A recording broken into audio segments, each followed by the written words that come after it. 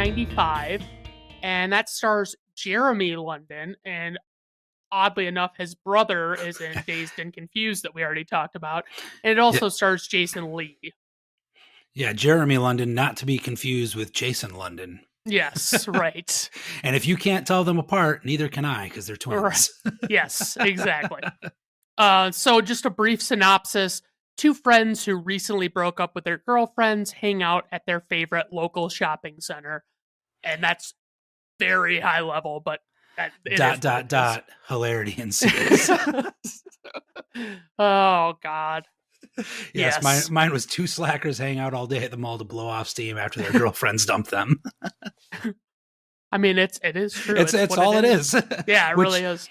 Which, again, just like Clerks, it's essentially a movie about slackers hanging out, having funny conversations, and shenanigans. And, in this case, they went from the convenience store to the mall. Right. That's it. That's really it. He now has a bigger budget because this was, being financed by, I forget the production company. I want to say Warner Brothers, because I don't think he was making movies for Miramax regularly yet. Gramercy, I was way off. Who knows? But yeah, so for this movie, I think he had about a $6 million budget, and he was like, $6 million? Why do we need $6 million? I made a movie for $27,000, to which the studio said that wasn't a real movie. And he was like, oh, okay. So this one, and it's funny, it's $6 million, which is, exponentially more than his last one. And yet, in terms of a lot of the acting and stuff, sorry, I have a cat creating chaos over my shoulder. Besides the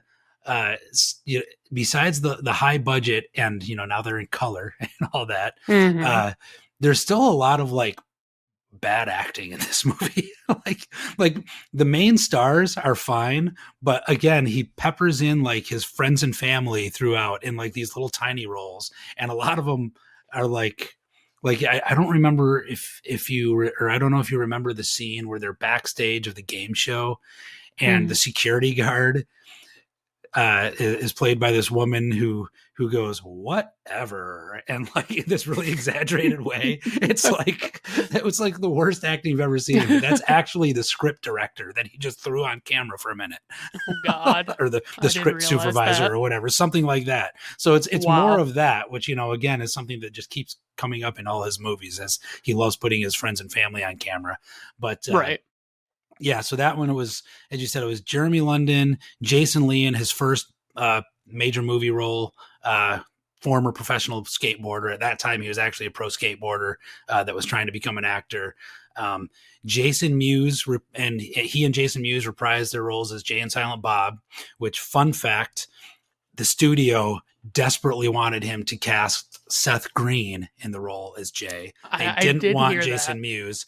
And he ultimately, and Seth Green was like a hot item at the time. That was going to be kind of something to get people in the stand or in the seats too. And he ended up, or maybe he was an up and coming, funny guy or whatever it was, but he ended up actually like having to fly Jason Mewes out on his own dollar and putting him on camera. And like, he was basically like, dude, they do not want me to cast you. They don't want to give you your role as you. You have to crush this. You cannot flub a line. You have to like knock this out of the park. You're going to get one chance. And if you blow this, they're casting Seth Green. Right. And he showed up and he was like practiced and rehearsed. He had every line memorized and he nailed it. And the studio was like, okay, fine, he can do it. And he was like, thank God it's not Jay without Jay. Right. Like I can't even imagine what Seth Green would have been like. Like, I'm sure he would have been funny, but it wouldn't have been the same, It wouldn't have been the Jay that we all have come to know and love. I agree. Yeah. And then, of course, it has a whole slew of other people, some in big roles, some in, or, bigger roles than others, but there's Joey Llewellyn Adams, Michael Rooker, Ben Affleck playing, at that time, relatively unknown, but playing yet another big bully, which was like, he was kind of getting typecast at the time.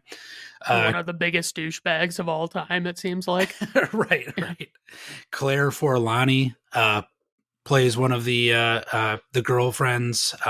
Shannon Doherty, who was really, I think, the big name pull at the time. When they got her for the role, it was kind of a, put her on the movie poster kind of thing and get people in the seats. Yeah. So the other big difference I would say between the fact that it's in color and set in a mall is that this movie, they trade in Star Wars references for comic books, and they lean heavily into the comic book references. Yes, that's what I was going to say. Before the MCU was a thing, and before Stan Lee was showing up in every, in 4 movies a year and cameos, Stan Lee shows up. And at the time, it was like, if you were a comic book reader, it was like, holy shit, that's Stan Lee. That's the right. Stan Lee. Yeah.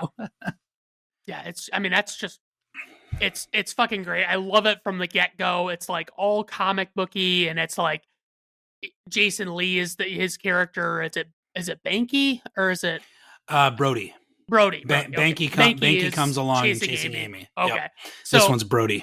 Yeah, he's like this huge comic book fan. He's he's a video gamer and all this stuff, and it's like it's like I just absolutely love how, and obviously there's a point in the movie where they make Michael Keaton Batman reference where they're like Jay and Silent Bob are shooting grapnel over like onto the roof of the mall or something, and it's highly enjoyable. I think they even take a line right out of Batman, right, when he says, "Where do you get all these wonderful toys?" Yes. Wasn't that in the movie? Yeah, the Joker says it. Yep. Yeah.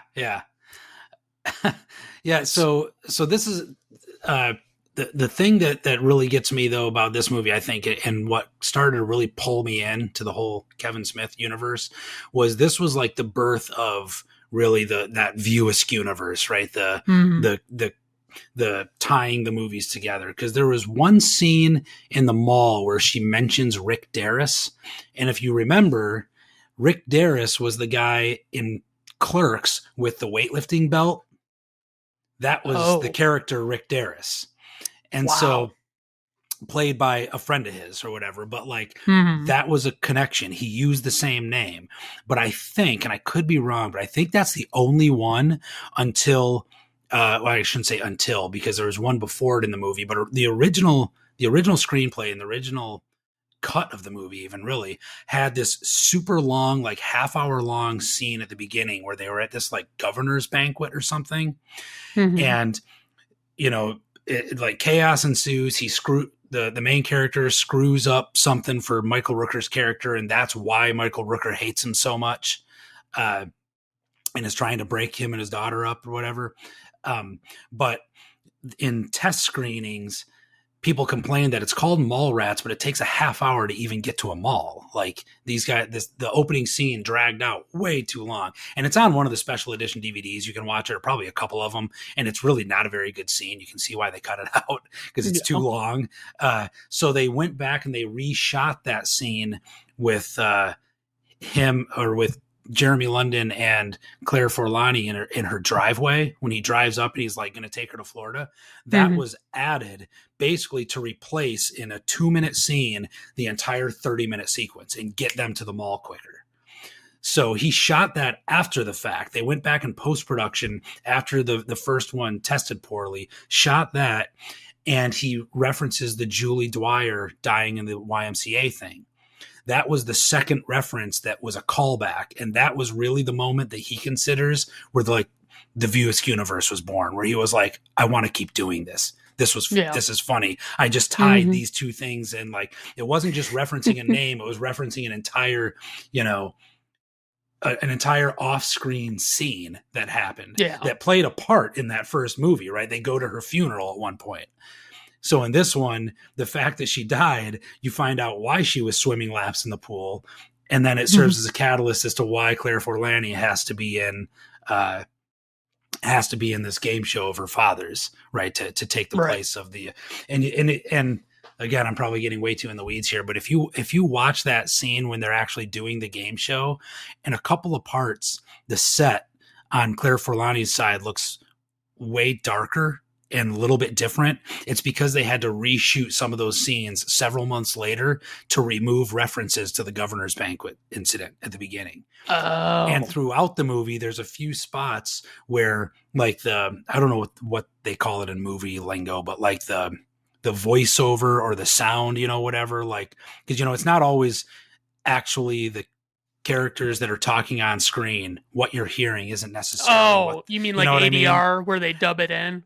Yeah. There's a couple of scenes where it doesn't quite match up. Right. Or it's just zoomed out far enough that it's kind of hard to tell anyway. Like the guy in the parking lot who runs up and says, "Aren't you the guy who just broke up with so-and-so?" And he punches him. It was actually, he referenced the governor's banquet thing, and they had to dub in a different line. Right there. So there's like little things like that happen throughout the movie. If you watch it enough times, you'll catch them. Right. Apparently, it's no doubt in my mind. So I guess I have to mention that Jason Lee is my favorite part of this movie, probably. I mean, like, he steals the show for sure. He's so great, and he has our particular moment I have to mention is he's sitting on this bench with, I think it's like the girl that's doing stories on Trish the Dish. Yes. So they're sitting on this bench, and he looks over and sees a child like sitting on the escalator, and he just goes off about this fucking escalator. It's like he's like, yes. I fucking love it. Like, it's one of my favorite moments. It's like he says, I hope his, oh no, that's right, they're going up the escalator. He's on the bench later. Yep. When he says the kid's back on the escalator again, but he says, like, he notices the kid, and he says, I hope his pants get caught and a bloodbath ensues. And they're like, what? Like, his buddy even says, like, what is with you? Right. He's like, don't get me wrong, I don't wish the child any harm, but his mother should have to suffer that ordeal to learn how to manage her child. And it's like, oh my God. Yes, later when he's on the bench, he looks over and he gets distracted and he gets all angry. He goes, that kid is back on the escalator again.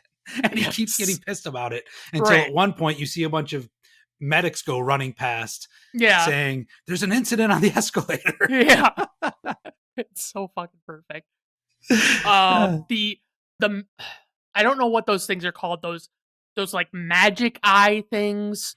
The guy that's like magic staring. Eye posters. Yeah. Yeah. Willem. And like, it's funny because like for the longest time, I couldn't do them either. Like I didn't know what the trick was.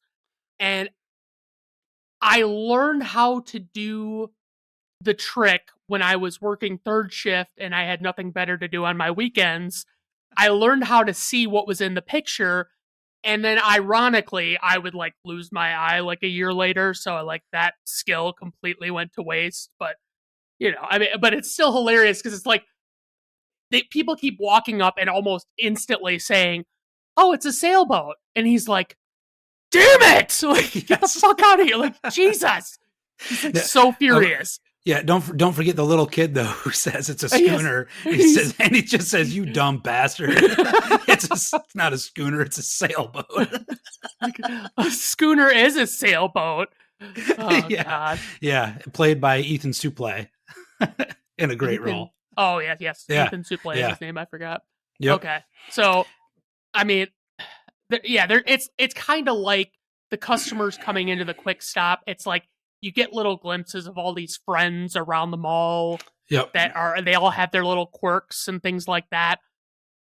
I guess we mentioned Ben Affleck playing the asshole, right? But like so aggressively. So like he's such a bad guy in this movie. Like, I mean, I don't know what he had even been in. Like, I know he was in some after school special before this, but he was in Dazed and Confused before it. He played a bully. Oh, that's right. Right. He played O'Banion or whatever. Okay, yeah. Yep. He played as he says, he played literally the only unlikable character in that entire movie. Right. Yes.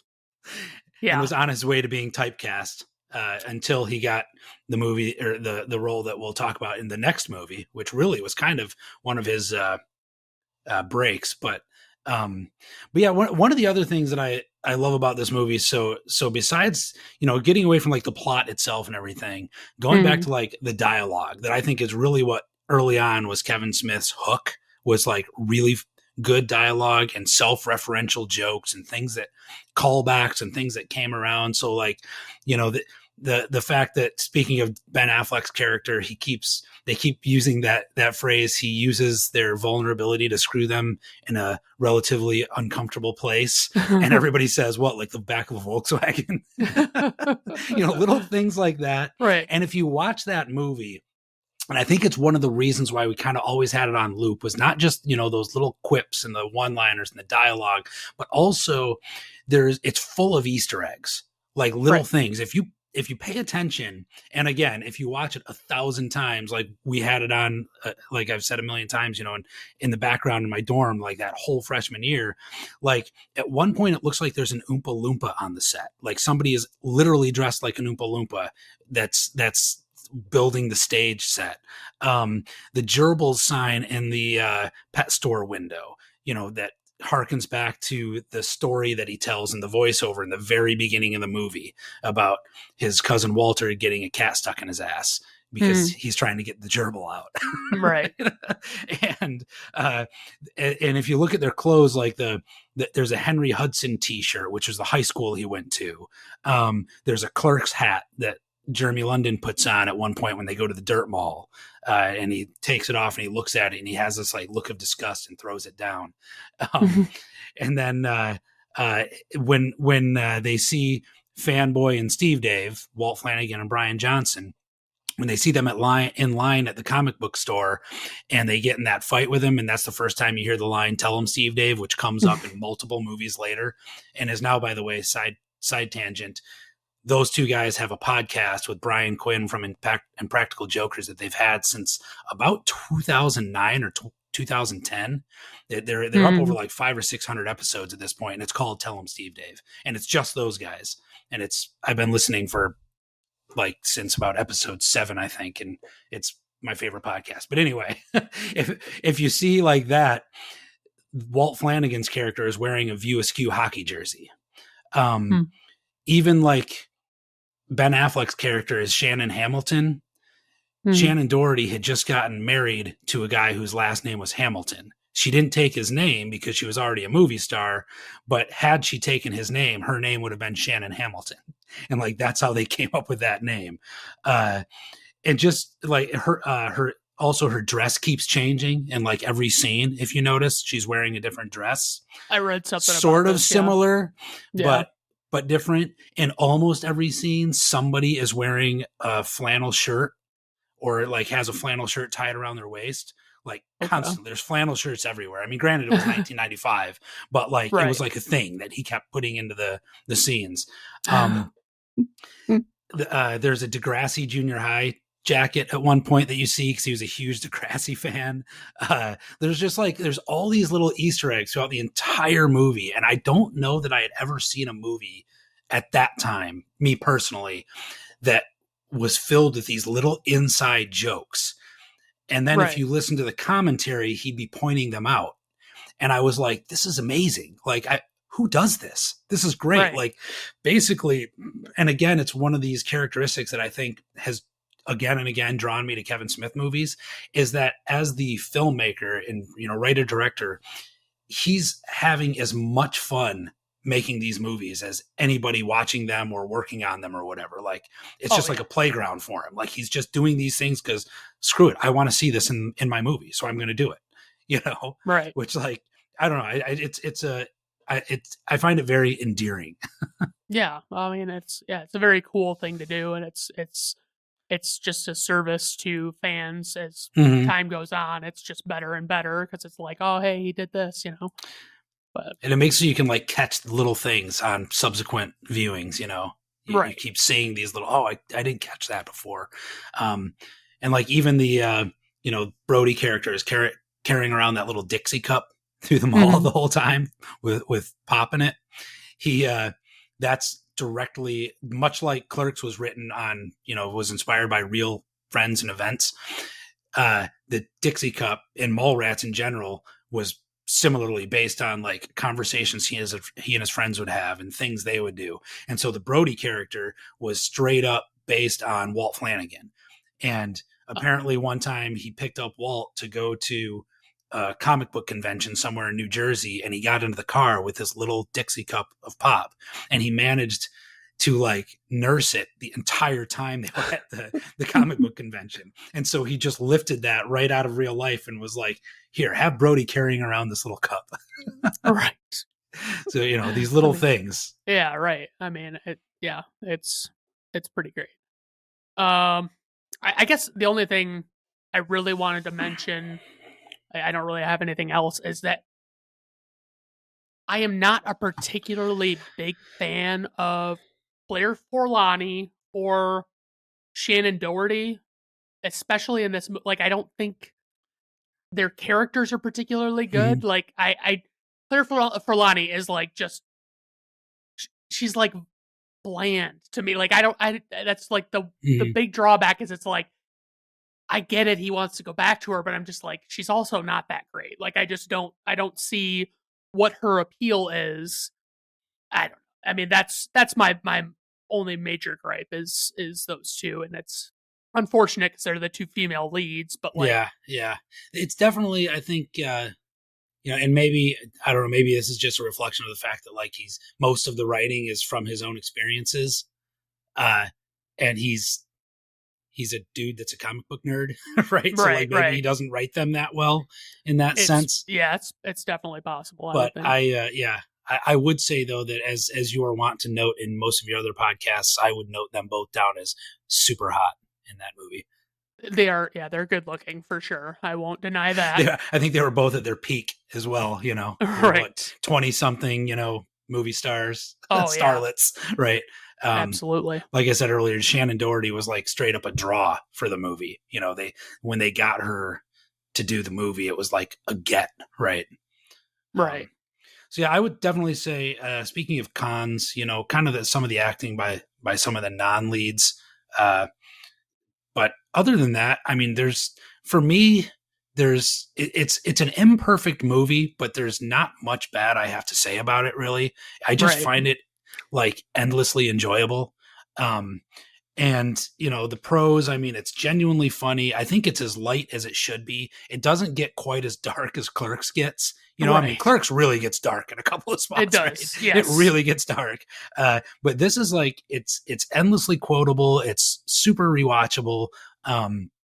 And so, I mean, even though, like I said, I can't deny it's a flawed movie.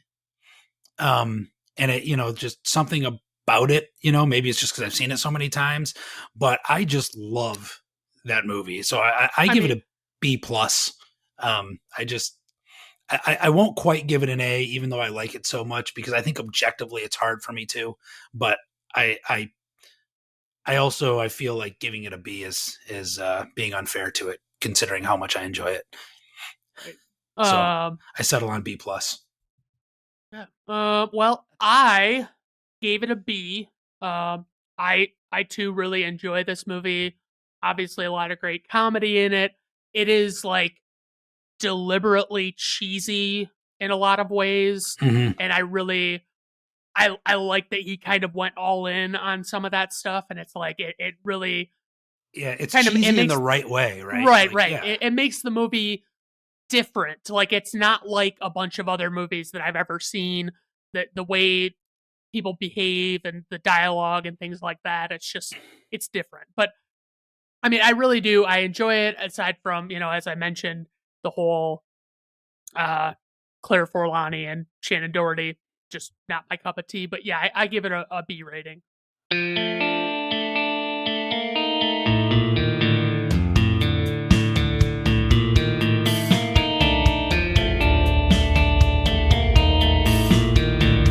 Brandon at Random Reviews artwork, theme music, and podcast are written, performed, recorded, engineered, directed, and produced by Brandon Griffes in association with Brandon at Random Reviews Entertainment.